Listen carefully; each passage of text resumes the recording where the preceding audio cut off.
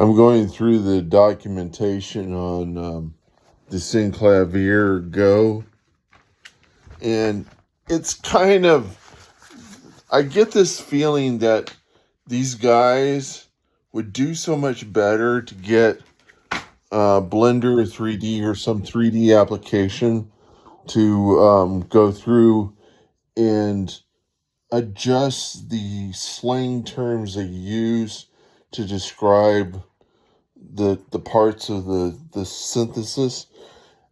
There's nothing fantastic about what's going on with some of the stuff that's happening inside of the synthesis. It kind of, it's a one-dimensional version of what goes on inside of a 3D application pretty normally. In the Synclavier, they had the harmonic synthesis, and they were talking about cutting it up into frames. Now, what they would call frames in there, we would call keyframes in 3D animation. And so what it's doing is it's basically, if you can imagine taking a sound, taking your sample or whatever, and then taking out little samples of the FFT, the fast Fourier transform.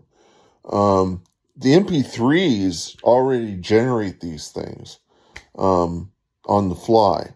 And so your MP3 is just a whole bunch of these little FFT frames.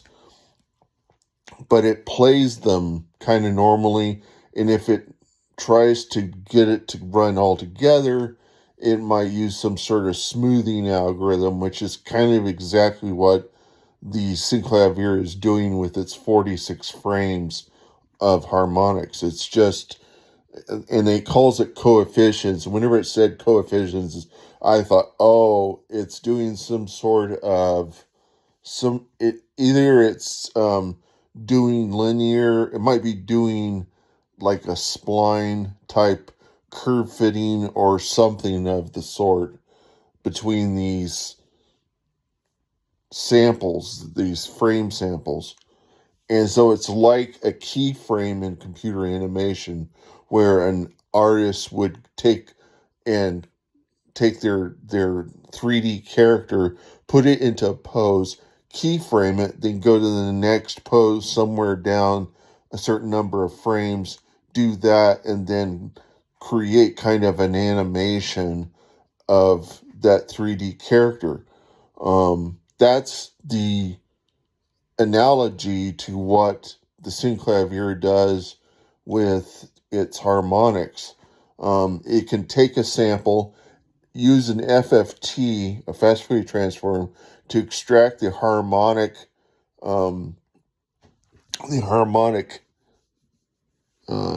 spectrum, where all of the various sine waveforms make up your snippet of sound. And then it does some sort of those represent the amplitude or the magnitude of each individual set of waveforms, the harmonics, to generate the full sound, the sample that you got at that point. And then it uses some sort of method of interpolating between the frames. So you don't really actually deal with the frames, you deal with the keyframes, which is the same way you deal with in 3D animation. And so your method of interpolation between those keyframes can be linear, it can be step-based, it can be, a step-based would be that it would change at every point where it has to change or where it was set to change. I don't know if in the Synclavier it does it linearly or if it lets you set the number of frames or the sets the amount of time between the frames. That's essentially like setting where your keyframe fits on the timeline. And when I when I looked at that, how that worked, or I drew that in, it made perfect sense what had happened in level 42's Man in a Storm, whenever Mark King's voice goes up from a really high point and starts to go down low and doesn't change in time. It changes in time. What they did is they sampled his voice for what he was trying to sing or whatever, and they set the frames over time of his voice as it would change, as it would go down, and it went at the very end of it. And so if you go and you listen to that song from World Machine, it'll make perfect sense how they got that and created the synclavier. Now, at the time, that would have been rocket science. But about a decade later, people were doing stuff like that with 3D animation. And, whenever you look at Jurassic Park, it's pretty much the same thing, is that you put your dinosaurs into certain poses, and it would do some interpolation. It also makes sense how in the world the Pacific Data Images, who had worked on Michael Jackson's Black and White, came up with the animated morph. What they did is they they took every single actor in that thing, and they did rotoscope. They rotoscoped each actor, setting all the particular control points on each actor as they were animated, and to interpolate between them, it would have, like, this is my imagination of what went on, is that they were layering the animations, and then they were setting up where keyframes from one actor's video would move into the next actor's presentation of their singing the black or white part. And what it was doing was, it was doing a animated morph between each of the actors, a controlled animated morph. And so it was doing the normal morph, which is really just cutting up your image into a bunch of triangles and then doing the interpolation between if you can imagine, each actor is being a UV texture, two-dimensional UV texture, where you're basically doing projections, texture projections, and you're interpolating the tessellation. So you tessellate one actor, you animate their use control points to animate the actor for their set of frames of video, and that would represent a clip. And then you would do that for every single one of your actors, and then you could take the clips and overlay them, and in that you would produce a new clip, and that clip would show you could use artificial intelligence to do the interpolation, but they did it back then by hand, which was a lot harder. So today you could do this with AI, no problem. And AI would make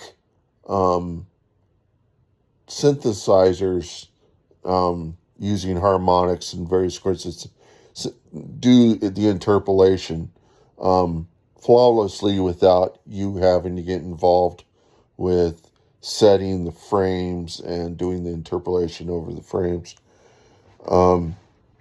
See, the thing is that people in synthesis kind of live in a different world from people who do 3D animation. Now, there might be some overlap, but it's so much better if you're going to be dealing with technologies that are time based to um, to get some experience with other things that exist. That there tends to be this thing that will prevent that from happening, which is the arrogance of being a scientist. You feel like it's kind of like what happened with GM whenever they're looking at the guys who came up with Numi, the Japanese that came over and they were going to optimize the process of General Motors. And General Motors, because they were so arrogant, believed that the Japanese were not going to teach them anything. So they took the Japanese and gave them the worst auto plant they had. And the Japanese optimized it and made it the best in their entire organization. And it was not until after that that the people in General Motors realized that they could have used that whenever they brought the Japanese over. They could use that on all their auto plants, and they would have done so much better. But by the time they realized how much better their process was, and the whole purpose of that, the General Motors, the whole reason why is because General Motors had this simple rule that had not been changed since Henry Ford set it up, and that was that you don't stop the line. Whereas with Numi, you would stop the line when it makes sense, and you also had your engineers on call to produce these various sorts of equipment to fix the cars. If there was anything that needed attention, they would make the tools on spot. Where I learned about this was from This American Life, the particular Numi show, NUMMI, which was the story about how General Motors fucked it up. And ever since, I mean, GM has screwed up so many things. My brother said that right now they're funneling tons of money into the Google car and things like that, using AI to try to control vehicles, make them so that they can automatically drive. And the common sense that they could think about why not to do that is, if it takes until a human reaches 16 or 17 to start learning how to drive a car, and it takes you 10, 15 years to get to the point where you can actually use all your senses to recognize the situation. Even in the best of cases, you're going to end up with somebody who's going to get a wreck. People who drive 16-wheelers, they do 16-wheelers because you have a redundancy of the tires, so that if one blows off, then the whole thing is not forfeit.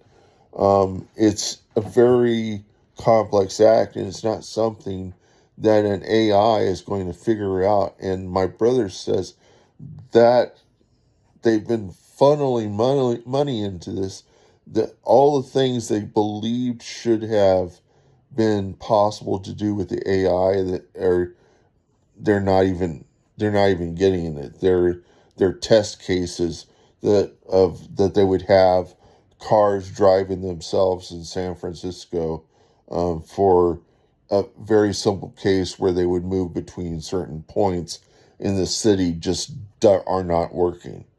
And it's for the stupidest reasons, and it's because the AI doesn't have the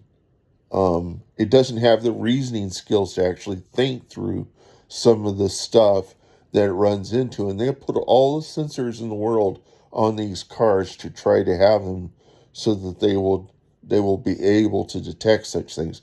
AI makes sense in certain places, it doesn't make sense in other places. And the reason why is because of the people who are working, the people that are funding the technologies and the people that are working on them are not really thinking about, they're not thinking about the applicability of AI to those technologies. Um, where it's successful is where people have tried stuff, but they haven't like put a whole lot of funding into it. They've just thought creatively about what they could do, knowing what they currently know about. This other stuff is throwing money at AI technologies, um, with possibly the idea that it might come up with a solution, but in the process of learning that, they might come up with other solutions. So it's not a complete loss.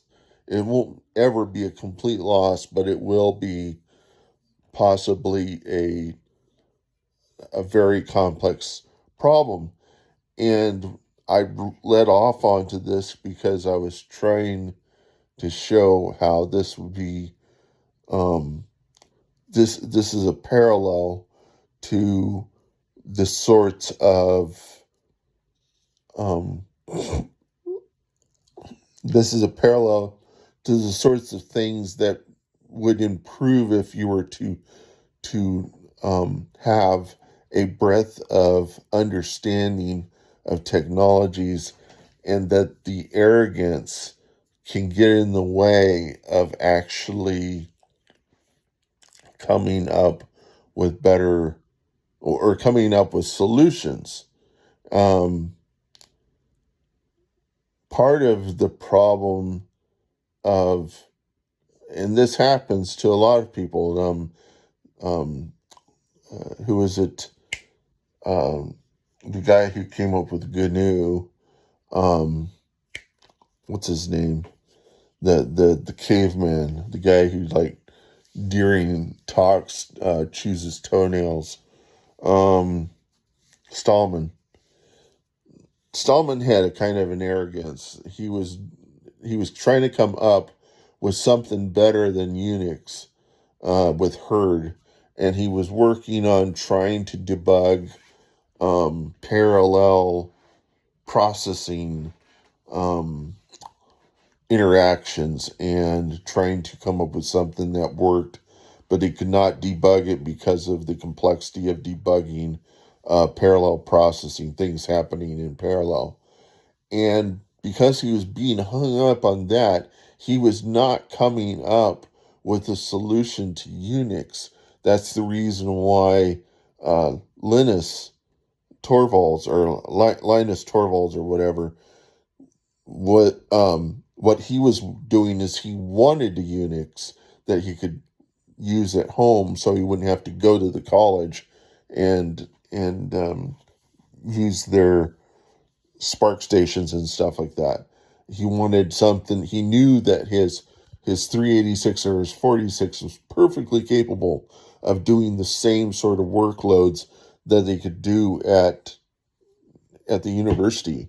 So in order to prevent that, in order to make it so that he could use, um, uh, Unix at home, he came up with a kernel, or he started working on a kernel. Then he would send the source code over Usenet to let other people, and Usenet was a kind of a, BBS, kind of a chat system, a shared, where really it is it's people collecting messages into, send mail email inboxes and distributing them, across the internet. Um, and it collects all these messages, get together into this message format, and then other people can read them, and they can send binaries over it using UU encode. So they can take a binary UU encode and send it over an ASCII based inbox system. And that was Usenet. And Usenet was a really good way of, before the internet was accessible to a lot of people, it was a whole lot easier to work to connect asynchronously through something like Usenet. So you had people that were using Usenet on bulletin board systems in Russia or places in Russia where you didn't have freedom of communications, but you had modems and you had telephone, and you also had ham radio, and so using those technologies that were available to them, they were able to get access to stuff on the internet without actually having the infrastructure, because they were in the middle of communist Russia, where the technologies were so rustic, and such arrogance in the government to prevent their scientists, or even their, even if they had all the money to do the technologies, would do them in a different way. People were creating synthesizers and computers, kind of from scratch, using and that's because they were not collecting hardware without the government knowing it. I mean, in the government view, the hardware that they had must have been created there in Russia. They couldn't bring something from overseas, and from over the line of the border and stuff. So, but that still happened because people still had money. They, uh, even though the government didn't know that they had the money, and they could go and get the equipment and have synthesizers to play in their music and have real computers. But whenever they didn't, they ended up making their own technology, and they did it possibly in full view of the government. And so it was Russian. Yeah, their own technology. But those people were also getting knowledge passed to them through the Usenet, not the government, but these clever people that were collecting information. And so in places where they didn't have internet, where they didn't have um, quality communications, they could run communications over unreliable transmission, and so this is the way um, uh, Linus Torvalds. This is the way that Linus Torvalds passed. See, it's called Linux, but it's Linus Torvalds, and so it isn't Linus Torvalds. Maybe it is. Anyhow, Linus Torvalds. Um, all he really did was come up with the kernel, or bits of the kernel. He didn't come up with the complete kernel. He shared that process of developing the kernel with people on Usenet. He came up with the beginnings of it, and other people chimed in with the added things that needed to be there that he hadn't developed. And then eventually, all together, they came up with the part of the operating system that Stallman could have come up with earlier if he had not been so trying for something beyond the goal. He wasn't trying to create Unix, which he should have been shooting for. He was trying to come up with a better operating system that would work in parallel. And then whenever Linus Torvalds came with his kernel and had used all of the GNU, um,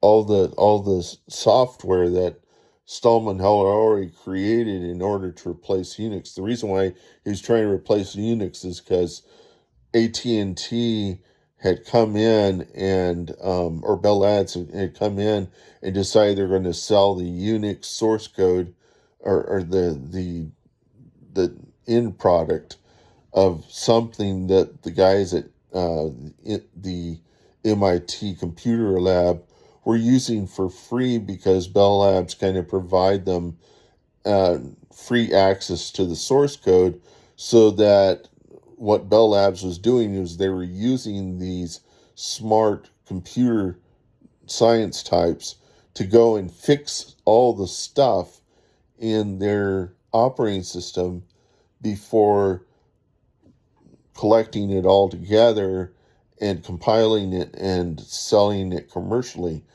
And that was something that was beyond the conception of, or the perception of the programmers at MIT, because previous to that, software was not sold. It was freely distributed, and the ideas were passed around because the computers were so expensive. Because they were so expensive, the software should have been is understood to be free software, because it's to make best use of these expensive computers. But whenever integrated circuits came into play, it made it so that the computers were more cheaply generated, and because of that, you wouldn't have the money to actually hire the software developers to produce the programs, and that's what created a software industry. But it was such a jump in a paradigm shift for Richard Stallman that he saw it as kind of cheating, kind of it ruined the environment, the sort of productive software environment that he got with having open sources and having everybody there as a community contributing to the development process. Whenever software developers became the commodity, whenever it shifted from the computer to the developers being the a valuable resource, then all of his friends in his community started realizing that they could pay off their student loans and do all that stuff if they became commercial software developers. And they went off and became a part of a company, and then they cut off all ties to Richard Stallman, because it wasn't going to do them any benefit to be involved with him directly. And he saw that kind of shift as destructive and disruptive, and it really affected him negatively, and that's what caused him to start the GNU project. And it's the reason why the lettering is GNU's not Unix, a recursive acronym. All that stuff came as a result of him just not being able to get his head around why people would go from an open source to a closed source type thing. I mean, I'm sure he understood it, but he also saw the commercial software development process as actually not being beneficial in certain areas. And he could see a de-evolution, to steal a term from the band Devo.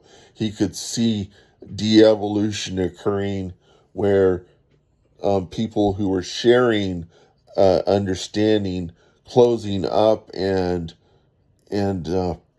focusing more on making money and less on creating good software or good technology. And he shifted in a different way. But the other thing is that his arrogance got in his way whenever Linux came along and came up with the Linux kernel and the whole operating system. that um, whenever GNU came in relationship to that, Richard Stallman saw that 98% of what was in that operating system was stuff that he wrote, and that Linus only created the kernel. He only created a fraction of the kernel. And so he was getting recognized for starting this new operating system, and people were praising him. But Richard Stallman was going, no, wait, most of that is my work, and he only did a little bit. So Linus became kind of, because he was so clean and suave and everything, and you have Richard Stallman, the caveman type on the side, who just was arrogant and chewed his toenails and just not very presentable. People chose Linus over Richard Stallman, and it was, he couldn't wrap his head around that thinking. That's the reason why he was fighting with Linus over the orientation of the naming between GNU and Linux. Him saying it should be GNU Linux, not Linux GNU. And um, that GNU should have come first in the naming. People should have been giving more representation to Richard Stallman's work, but in the sense of presentation and for the sake of advertising and bringing recognition, you're not going to want to put Richard Stallman as the he might end up being the mascot, but he's not going to end up being the the person that ends up on the posters. And so I guess Linus was sort of like Marxism or something, came in and changed the whole,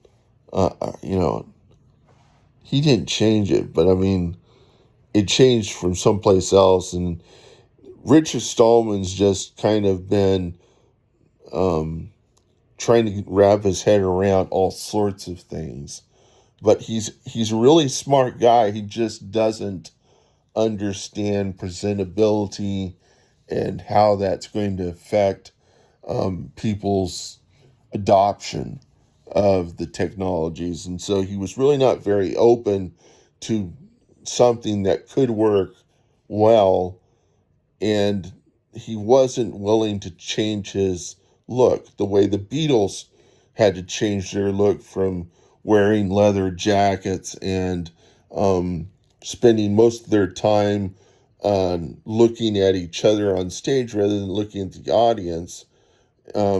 Their the who is it? Their Brian Epstein changed the way that they presented themselves by putting them in suits, getting them to look at the audience and to not turn around and, get rid of that slick image that they had borrowed from Elvis Presley. They came up with their own presentation.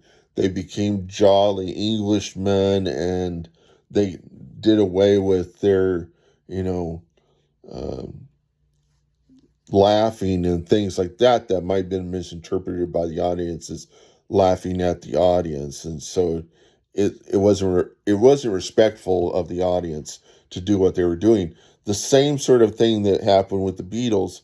Richard Stallman should have adopted this himself in coming up, shaving off his beard and things like that, conforming, which he wasn't going to do because he was from the hippie generation, who were growing their beards and things like that as a protest against commercialization, which was people selling razors and sorts of things on TV, where the value was in how you looked. It was not who you were. And so it made perfect sense, the reason why he wouldn't try to clean up and do all the things that Linus Torvalds already was, because he was Finnish and he's from the university. So, you know,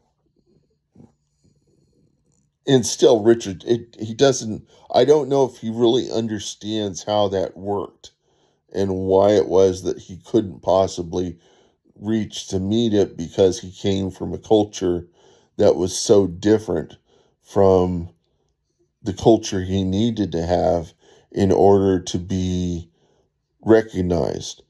And so the thing is that whenever you adopt the open source, the socialistic, and the hippie culture, you're really throwing away any kind of arrogance or any kind of credit that you might be due.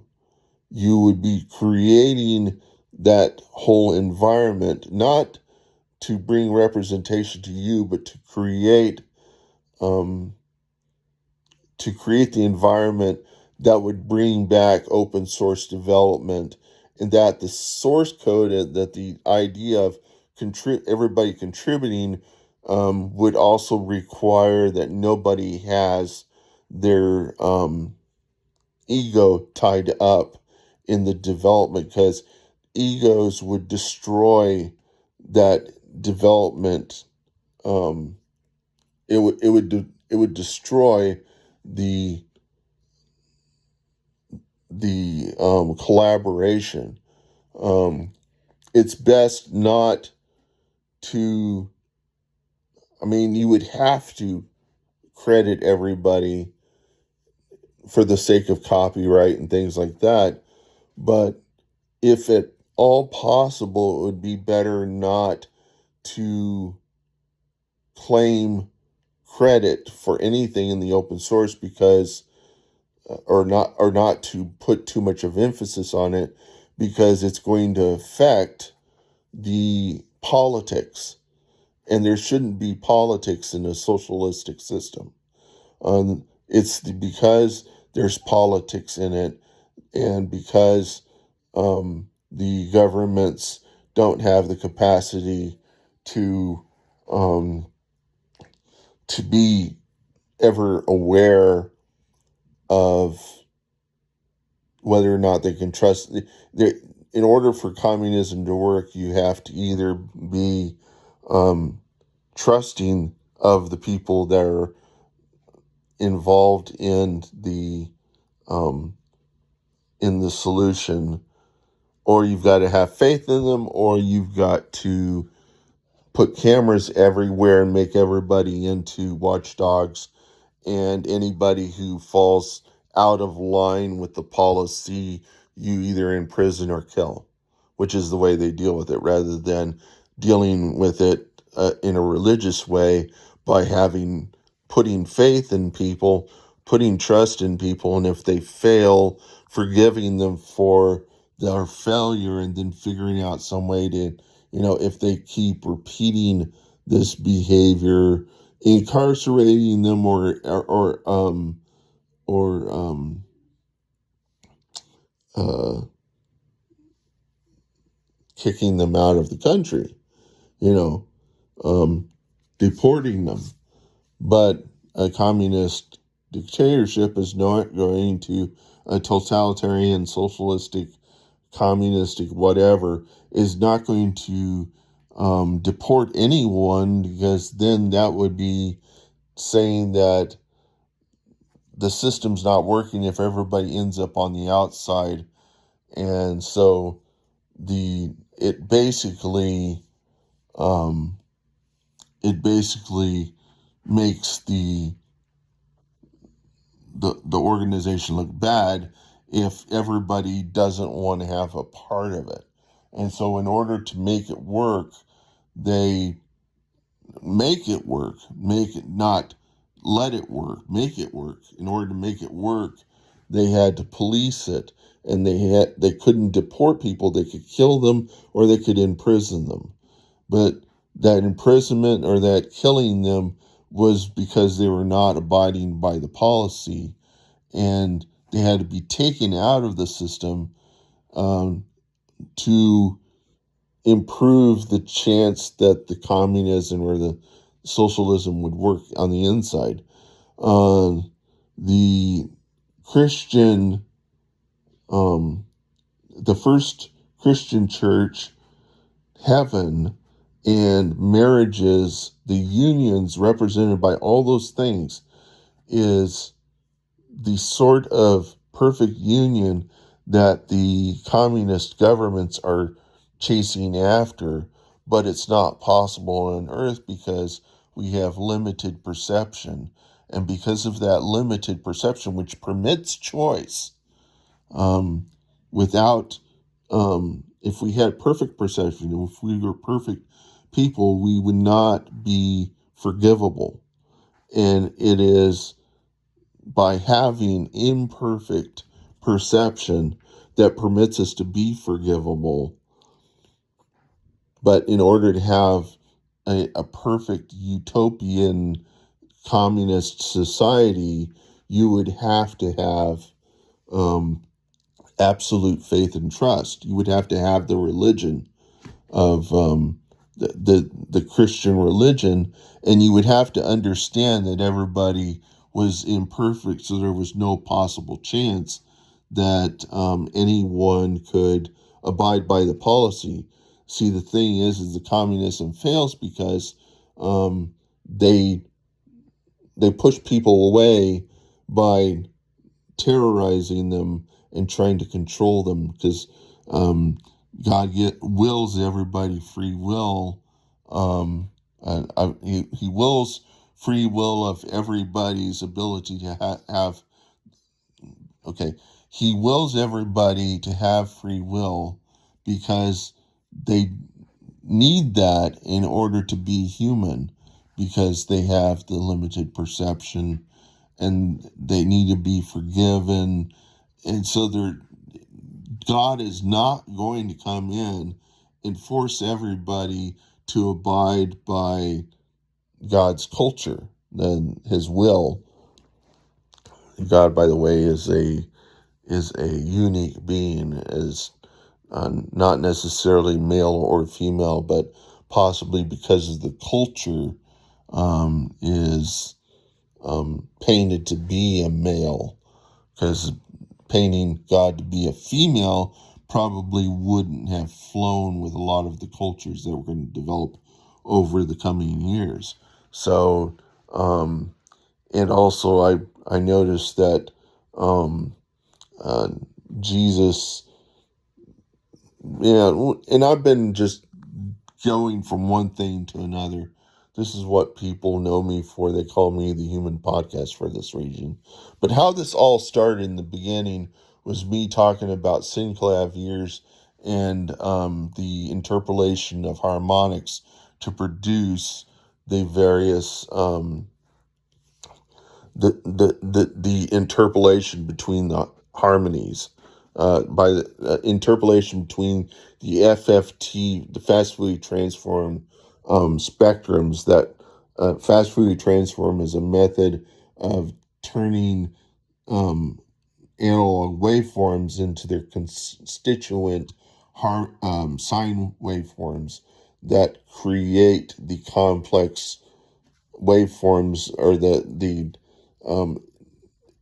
this is a way that you can break down any sound into a spectrum, or you can break down any sound into atomic pieces, and that is sine waveforms at certain frequencies and amplitudes that are then added together to produce a frame of sound, a section in time. And this is the reason why with MP3s you can slow down the MP3 without changing the pitch, which would be the experience you would have with a sample, a sampled sound. That by lowering by increasing the frequency, you're making it play as many samples, twice as many samples. you're increasing the rate at which the samples go through the speaker. But what these clever guys at the New England Digital did with the Synclavier is they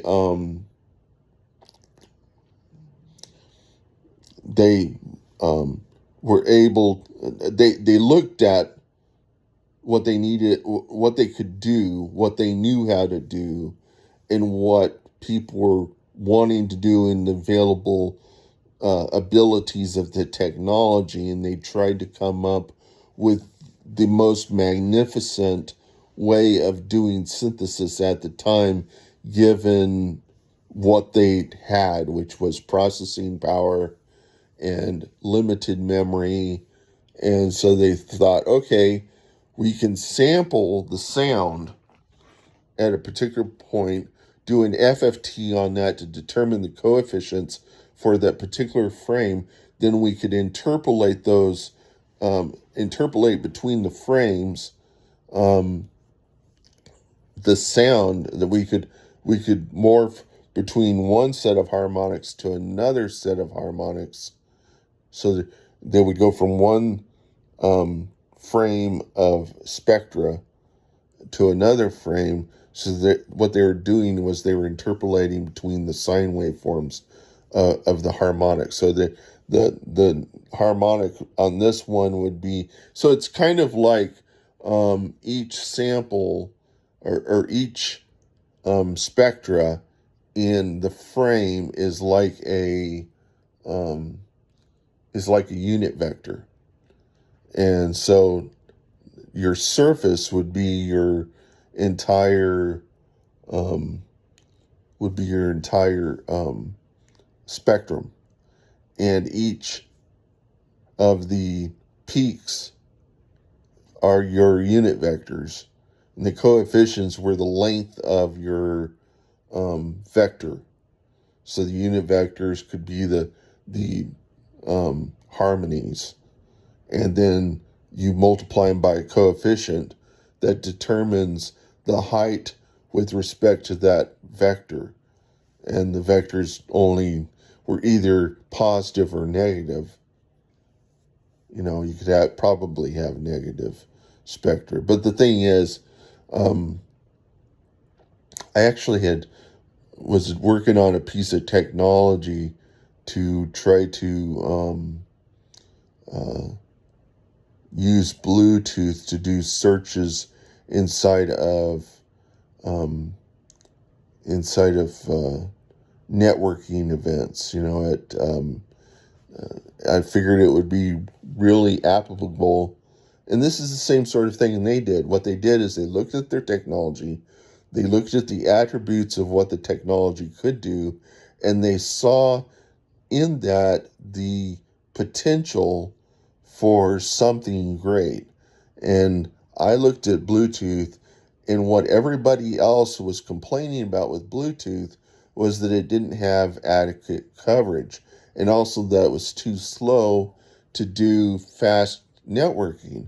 But what you could use Bluetooth for, since it had a limited range, is to do slow vector algebra between people's profiles, where the vector is correlated to psychological makeup, kind of the eHarmony applied to devices in a networking setting of a convention.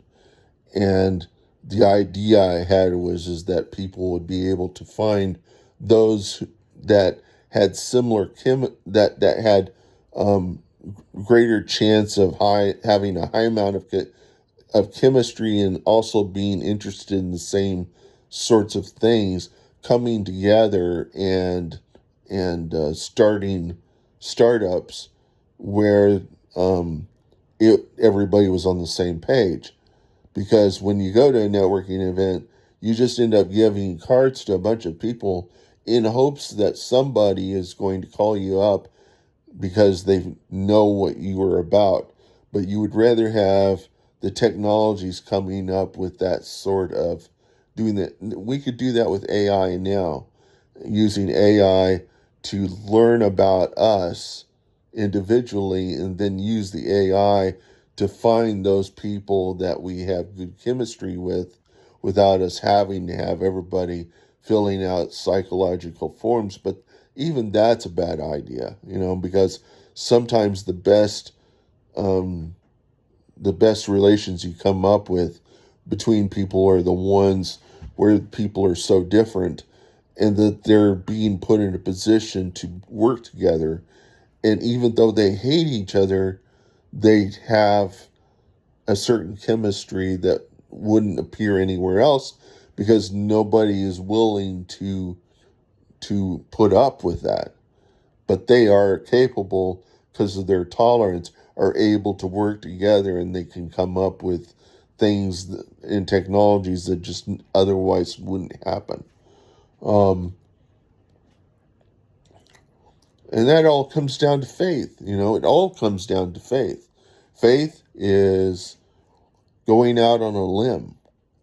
You know, it's about having faith is blind trust. Trust is what you have in somebody that you've worked with. Faith is what you have in somebody that you've seen a few things. It's kind of like doing a proof on this. It's doing a proof. It's taking each person and doing a proof to determine. You come up with the assumption that since they're empathetic, that obviously they have all the rights attributes of somebody being empathetic who thinks uh, okay, and you have chemistry and seems to be an empathetic person, that they're not a psychopath. And you don't there are people having to do background checks to determine whether or not somebody is really adequate to work with. All you had to do is look at somebody, have a conversation and hear the person talking like me and actually making sense to determine if they're empathetic, because psychopaths will not learn anything that they don't have to in order to develop relationships. They spend more time thinking about how to psychologically manipulate people. And so they don't have any actual ideas or information. They borrow that from other people and they put it together and they take advantage of people. Those are the people that run throughout the hierarchies. And if you look at um, the Jesus story, you'll see that God was trying to avoid those people at every. God didn't come in to fix the psychopaths. God came in to fix the people who were empathetic and trying to get them to recognize what was important and what was not important, and trying to come up with a lifestyle that would survive all sorts of cultures that are toxic to anything, toxic to someone having a peaceful, unstressed life. That was finding the way to life, was eliminating all the potential things that would get in the way of that. And so being political and all those attributes, those things, you know, to have a perfect commune is to understand how all those things can get in the way, um, and not do them. And so the only way you can ever really have a successful socialist empire is to have complete faith and trust and center your whole organization not by a theocratic control over the people, but through a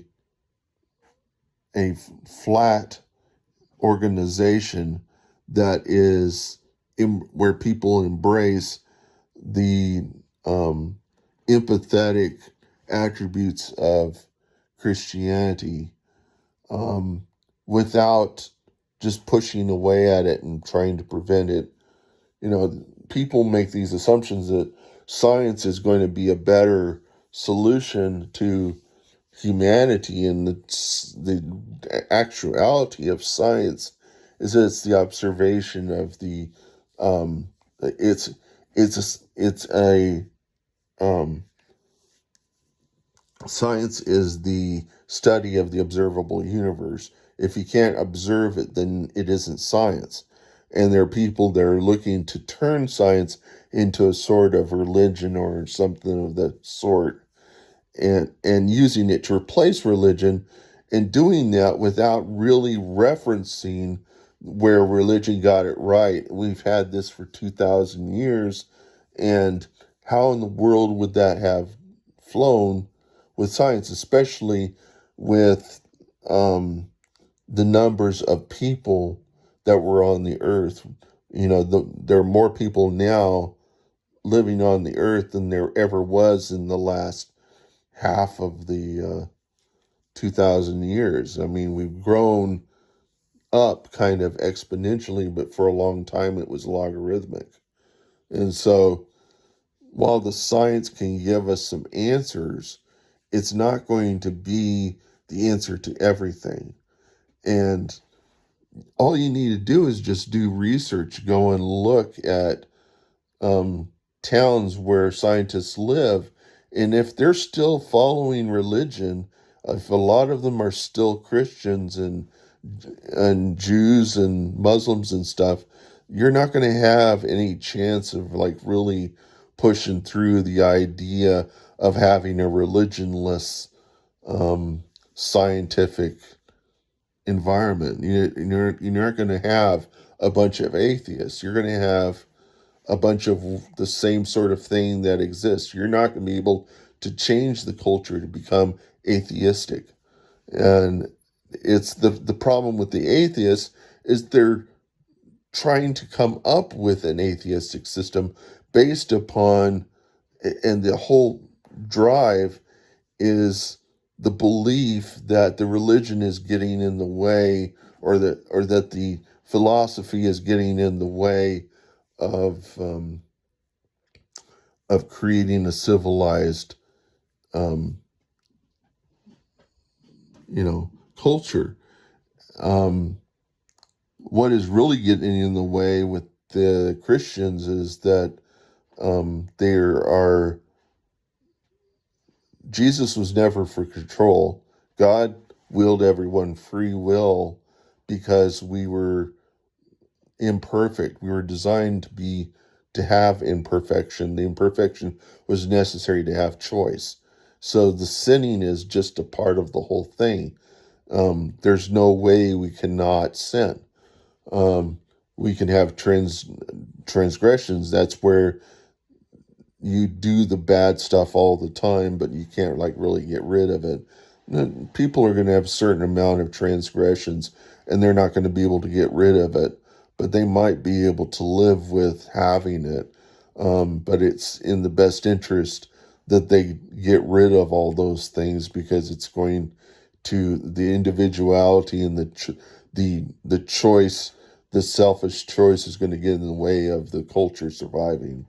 It's going to lead to people getting into arguments, and you can have problems with domestic abuse and things of that nature, all a result of selfish intent. And, you can't really have a marriage with either party being selfish. The only way the marriage is going to survive is if both parties are negotiating. And so that's what usually determines successful marriages, even though some marriages, what makes them successful is the individuals, the individuals putting up the tolerance is what, and there's all sorts of problems that come out of one parental figure being toxic and the other one being tolerant, is that you end up having all the children gravitate towards the tolerant one. And that may also affect um, uh, sexual preference. Um, you know, in one way or another, it's not easy to determine, but it will disrupt it, because it will disrupt the preference, um, based upon what they can see is possibly true of one gender over another. And what we're moving to now is a genderless society. It's not really, I think, that we're moving towards a genderless society. We're moving towards a society where gender is not of the greatest importance, because it becomes something that gets in the way of people being together. Um, Anything that's going to cause people to be segregated and not be around diverse groups is going to lead to some sort of racism or some sort of, and racism is really just the failure of the empathetic system, the humanist empathetic system, from even working. It's when people have arrogance, they have ignorance about other races, and they maintain that ignorance because they don't want to risk losing their culture by adopting a new culture. And so they have a tendency to deny the cultures and deny the races, and because they can see it's destroying. The Germans, I believed, felt that the Jews were destroying their culture, and as a result of that, that's what led to the adoption of Hitler's Nazi stuff. And Hitler created that whole thing in order to make him dictator. It wasn't a better system. It was a justification for the Germans to throw the Jews underneath the wheels of their uh, uh, you know of their system. They were using the hatred of those who were doing better in their society. Anytime you've got any kind of you know you got people who hate other people. Anytime you've got that sort of hatred, a political system is going to use that to their advantage. They're going to use the hatred to motivate their own agendas, and those agendas are also going to work against it's like MAGA. Um, Guys like Trump, the reason why Trump is espousing all of the values and stuff of the people who are of the populace and all of that stuff is because he was trained that way by what's his name, that radio personality or whatever, or that who trained him to become what he is politically. Before that, he probably didn't have any interest in it. We believe what happened was that Obama pissed off Trump, and then Trump believed that he could be a better leader than Obama, and his egotism and stuff like that led into it. But the entire party was pointing to him and saying, this guy's rich. He could fix the swamp. He could get rid of the tweedism and the revolving door and all this stuff that's getting in the way of our democracy working. And the populace were saying, and he could get rid of the Mexicans and all these other things. And what's happening there is really the makeup of what could be a very toxic political system, a, a toxic political party that would use hatred to fuel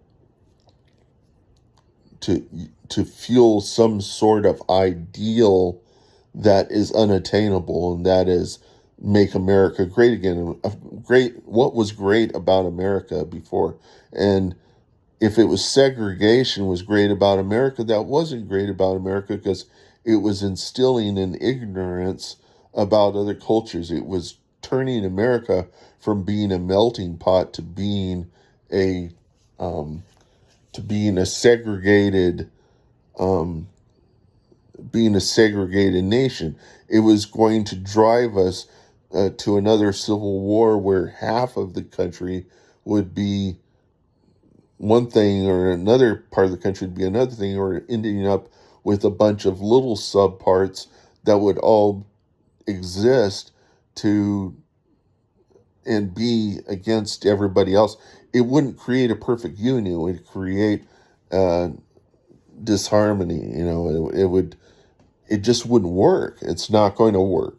That idea of MAGA, but what we need to consider is make America great again, is rather make our democracy work again, and that would be to eliminate the things that are permitting rich people to take over, and the incorporation and the stock market and all the things that are put in place to take advantage of people, um, and to prevent people from making choices.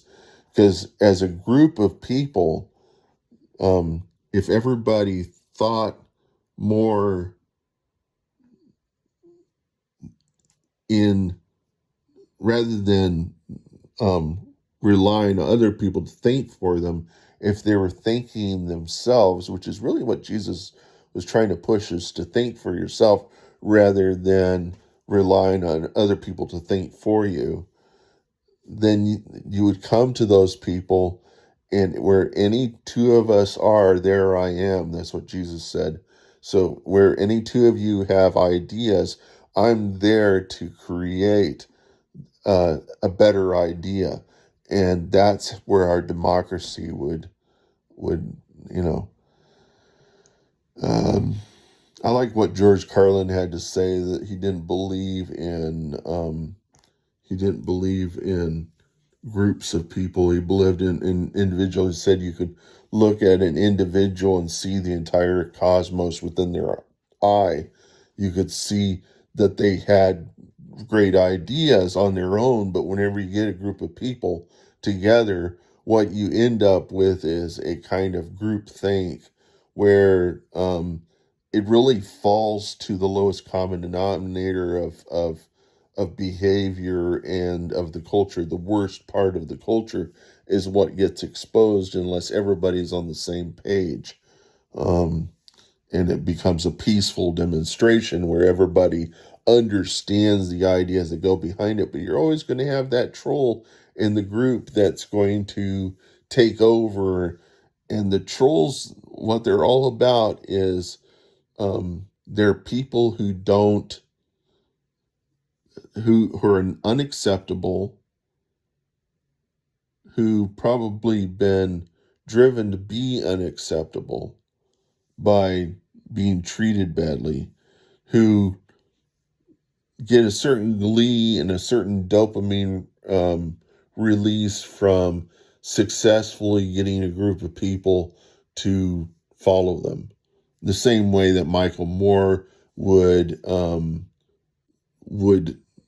uh, uh, the way Michael Moore would use the techniques of guerrilla video. I took guerrilla video to adjust the context of audio and video to get people to think the wrong things, and then compel them to adopt whatever the belief system or the what he's wanting them to do, being able to compel them to do the things that he sees as preferential, even though there's some imperfections in it.